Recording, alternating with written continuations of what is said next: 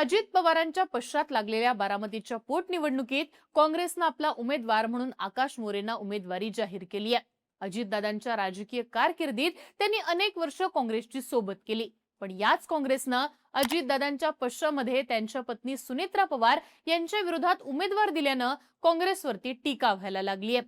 काँग्रेसने उमेदवार द्यायला नको होता असंही बारामती आणि पवार घराणं हे नातं पक्कं आहे। पर्यायानं सुनेत्रा पवारांचा लाखोंच्या मताधिक्यानं विजय हा पक्का असताना देखील काँग्रेसनं उमेदवार देऊन मोठी चूक केलीये असं म्हटलं जाते। ज्या अजितदादांनी इतकी वर्ष काँग्रेसला साथ दिलीये त्याच अजित पवारांच्या पश्चात काँग्रेसने केलेलं राजकारण चुकीचं आहे असा सूर उमटायला सुरुवात झालीये। अर्थातच या निर्णयाच्या मागे काँग्रेसचे महाराष्ट्र प्रदेशाध्यक्ष हर्षवर्धन सपकाळ असल्यानं हर्षवर्धन सपकाळ काँग्रेस संपवणारच असाही टीकेचा सूर आळवला जातोय। पण खरंच सुनेत्रा पवारांच्या विरोधात उमेदवारी न देणं काँग्रेसच्या फायद्याचं ठरलं असतं का? उमेदवार विजयी होणारच नाहीये याची जाणीव असताना देखील काँग्रेस उमेदवार देऊन नेमकं काय साध्य करू पाहते आणि काँग्रेसची विशेषतः हर्षवर्धन सपकाळांची ही चाल किती यशस्वी ठरू शकते पाहूयात आजच्या व्हिडिओतनं। नमस्कार, मी आरती आणि तुम्ही बघताय बोलभिडू। तर काँग्रेसनं सुनेत्रा पवारांच्या विरोधात उमेदवार देऊन पहिला डाव साध्य केलाय, तो म्हणजे नैतिकतेच्या राजकारणाची मांडणी केली आहे। खरं तर महाराष्ट्रात अनेकदा अनेक नेत्यांचं निधन झालंय, त्यानंतर त्यांच्या जागेवरती पोटनिवडणूक लागली आहे आणि घरातल्याच सदस्यांना त्या जागेवरनं उमेदवारी देण्याचा पायंडा हा पडत गेलेला आहे। अगदी इतिहासातनं सांगण्याची गरज नसली तरी गेल्या काही वर्षातली उदाहरणं घ्यायची झाली तर कोल्हापूर उत्तर मध्ये 2022 साली चंद्रकांत जाधव यांच्या निधनानंतर पोटनिवडणूक लागलेली। इथं भाजपने सत्यजित कदमांना उमेदवारी दिली, फक्त उमेदवारीच दिली नाहीये तर अगदी ईर्षेनं ही निवडणूक लढवण्यात आलेली सुद्धा होती। महाविकास आघाडीच्या विरोधात भाजपनं जोरदार अशी फाईट दिली होती, तरी सुद्धा काँग्रेसच्या जयश्री जाधव या निवडून आल्या होत्या। असंच एक उदाहरण चिंचवड विधानसभेचं। इथं लक्ष्मण जगताप यांच्या निधनानंतर त्यांच्या पत्नी अश्विनी जगताप यांना उमेदवारी भाजपकडनं देण्यात आलेली। भाजपनं अश्विनी जगताप यांना उमेदवारी दिल्यानंतर राष्ट्रवादीनं नाना काटेंना मैदानात उतरवलं। ही निवडणूक सुद्धा अजितदादांनी प्रतिष्ठेची केली होती। इथं सुद्धा लक्ष्मण जगताप हे अजितदादांचे कधी काळचे विश्वासू साथीदार, अगदी जवळचे व्यक्ती, तरी सुद्धा अजित पवारांनी त्यांच्या पश्चात त्यांच्या पत्नीच्या विरोधात उमेदवार दिला।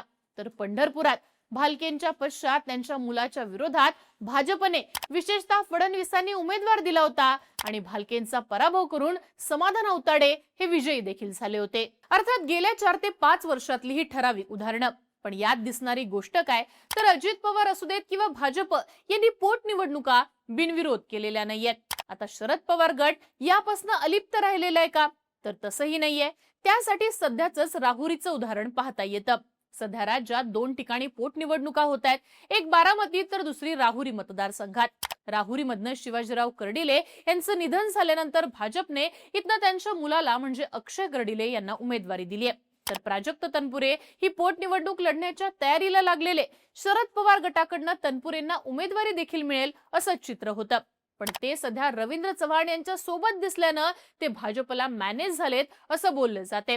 त्यांनी जवळपास निवडणूक लढवणार नाही हे स्पष्टही केलंय, पण शरद पवार गट कदाचित इथनं दुसरा उमेदवार देणार आहे असंही बोललं जाते। एकीकडे अजित पवारांच्या पश्चामध्ये बारामतीत मात्र शरद पवार गट उमेदवार देणार नाहीये, पण तोच न्याय शिवाजीराव कर्डिले यांच्या बाबत का लागू होत नाही? भावनिकता फक्त घरातल्या सदस्यांसाठीच लागू होते का असा प्रश्न मग राहुरीत जर उमेदवार दिला तर शरद पवार गटाला या निमित्ताने विचारला जाऊ शकतो।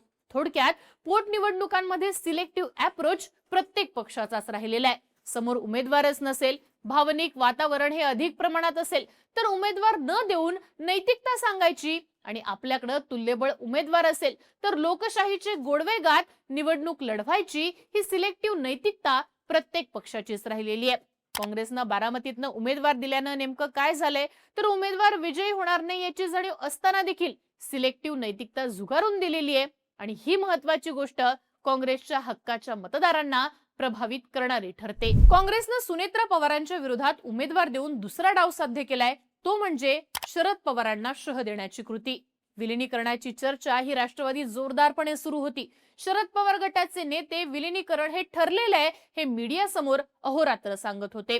अजित पवारांसोबत काही मीटिंग्स झाल्या होत्या, कोणाला काय पद द्यायचं हे ठरवण्यात आलं होतं, याचा पाढा शरद पवार गटाचे नेते मीडिया समोर वाचत होते। पण या चर्चेतनं शरद पवार गट भाजप सोबत सत्तेत जाणार होता याची कबुलीच ते देत होते. शरद पवारांचं आजवरचं राजकारण हे दोन्ही दगडांवर पाय ठेवणारं ठरलेलं आहे. असंच काहीसं ते अजित पवारांच्या सोबत संवाद साधून करत होते. भाजप सोबत जाण्याचं शरद पवार गटाने पक्क केलेलं हे समोर येताच काँग्रेसने ठाम भूमिका मांडणं आवश्यक होतं. पण तसं काही घडलं नाही. राज्यसभेच्या निवडणुका लागल्या आणि उद्धव ठाकरे शरद पवारांसोबत सरेंडर झाले. शरद पवारांची दुटप्पी भूमिका समोर आल्यानंतर सुद्धा उद्धव ठाकरेंनी पवारांना राज्यसभेत जाण्यासाठी मदत केली. अर्थात यामागे पक्षाची सर्वोच्च न्यायालयातली केस कारणीभूत आहे असं सांगण्यात आलं. पवार आजही संसदीय राजकारणात आहेत आणि ही गोष्ट पक्ष कोणाचा या निर्णयासाठी आवश्यक ठरणार होती. त्यामुळेच उद्धव ठाकरेंनी पवारांना पाठिंबा दिला आणि काँग्रेसने या कृतीला अनुमोदन दिलं. तरी सुद्धा शरद पवारांना थेटपणे मेसेज देण्याची गरज होती आणि मग त्यासाठीच काँग्रेसला निमित्त मिळाले ते बारामतीच्या पोटनिवडणुकीचं. अजित पवारांबाबत शरद पवार खरंच संवेदनशील असतील तर ते सर्वोच्च न्यायालयातल्या आपल्या पक्षाची केस मागे का घेत नाहीत? एकीकडे अजित पवार गटासोबत संवाद ठेवायचा, एनडीएला पाठबळ देणं आणि दुसरीकडे इंडिया आघाडीचा घटक असल्याचं सांगणं ही शरद पवारांची दुटप्पी भूमिका. अर्थात बारामतीची जागा पवारांकडे असून सुद्धा पवारांनी उमेदवार दिलेला नाहीये. पक्ष आणि नातीगोती वेगळी असतात असं शरद पवार चिडून धाराशिव मध्ये बोलले होते. पवारांची हीच दुटप्पी भूमिका अधोरेखित करण्यासाठी काँग्रेसने तिथं उमेदवार देणं आवश्यक होतं आणि तेच काम बारामतीत काँग्रेसने केलंय. सुनेत्रा पवारांच्या विरोधात उमेदवार देऊन काँग्रेसने खेळलेला तिसरा डाव म्हणजे महायुती डॅमेज करणं. सुनेत्रा पवारांच्या विरोधात उमेदवार देण्यात आला असला तरी तो निवडून येणार नाही याची जाणीव काँग्रेसला आहे. तरी सुद्धा त्यांनी जो उमेदवार दिलाय आणि या उमेदवाराने ज्या गोष्टी मांडलेल्या आहेत ते पाहता काँग्रेसची ग्राउंडवरची खेळी सुद्धा महत्त्वपूर्ण ठरताना आपल्याला दिसून येते.